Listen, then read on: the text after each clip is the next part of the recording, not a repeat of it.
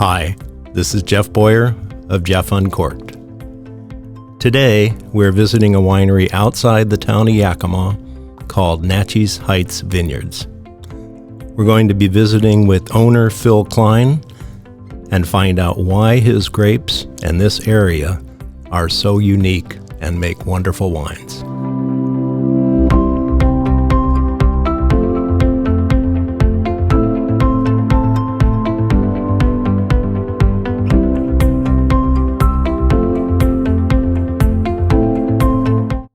Welcome, wine fans. I'm here with Phil Cline of Naches Heights Vineyards.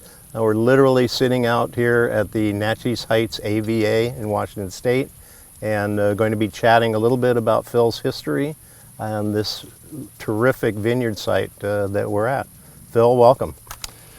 Thanks, Jeff, and welcome to Naches Heights. We're happy to have you here. Very proud about what we're doing here in this area, and it's been an interesting trip for the last 20 years. How did you decide what grapes you wanted to plant up here, since there was no other history or an example of, gee, this grape grows really well up there, I might as well plant some? I did some research, and I think Jancis Robinson had some material out about the varieties and their how they do in different climates, and I've lived here all my life, so I knew the climate really well. I picked Syrah, Pinot Gris, and Riesling, and two reasons: I like all three of those grapes, and the other reason is I thought they had a really good chance of surviving in this untested area. And at the time, as I recall, you had other viticulturalists and winemakers that doubted that Syrah would do well up here, because this is a high elevation site, right? Yeah, it's just completely off the radar when we started working here in 2002, and there was a lot of skepticism. But Mike Sauer at Red Willow, I've been a mentor, a friend, and a pioneer.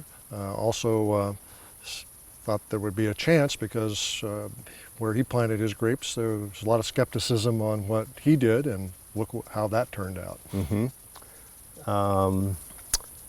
Grape varieties, you mentioned Syrah, Pinot Gris, and Riesling. They do really well up here. Do you work with other winemakers, or do other winemakers buy those grapes now, specifically because they come from Naches Heights?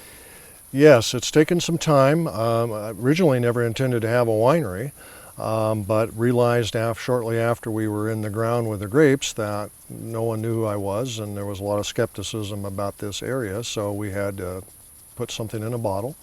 And the first wines were very good, and 20 years later, we're now selling grapes to wineries from all over the Northwest.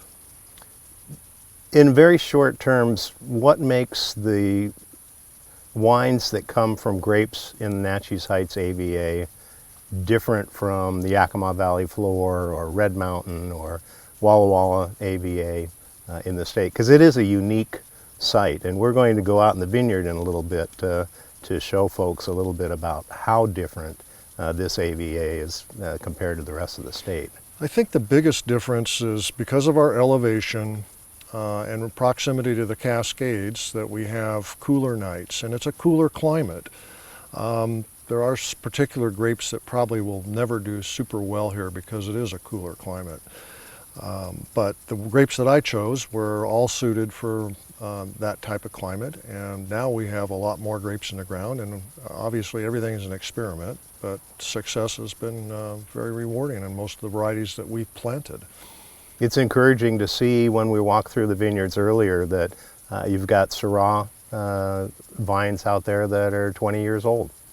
Yeah, they'll be 20 next year, and it's fun to actually see what happens. I heard about it early, that the grapes they express more character as they're kind of like humans. We kind of get into that more expression and better with age. Better, yes. We all age better. So anyway, I think that was the main gist of what we were doing there.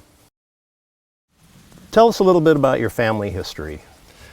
Well, Jeff, we Our family came out during the Depression from the Midwest, and my grandfather and father and mother settled here, and I'm very happy that they did. It's a beautiful place, and they've been farming. They came from farming roots in Midwest, and we've been growing apples, pears, cherries, plums, and apricots.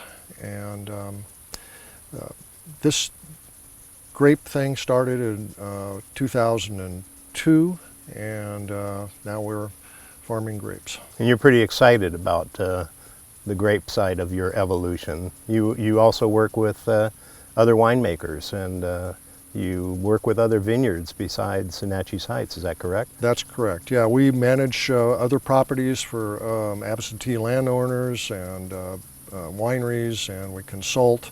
We sell grapes to wineries all around the Northwest, and even into Montana and back Midwest. So we've branched out quite a bit in the last years. Third generation success story. Yes, we'd like to think that.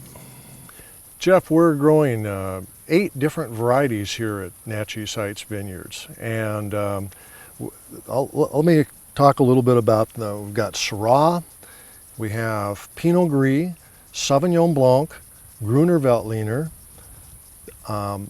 Albarino, Riesling, and Tempranillo.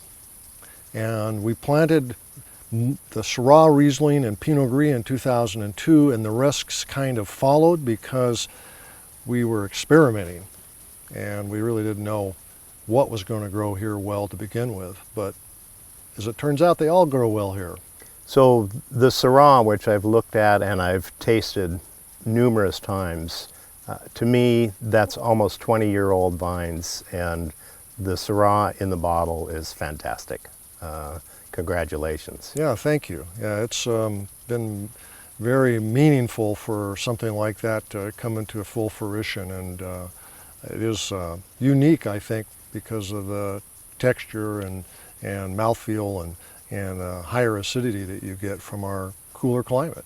This time of year, the grapes are, the clusters have formed, just starting to go through veraison, where they're starting to turn color.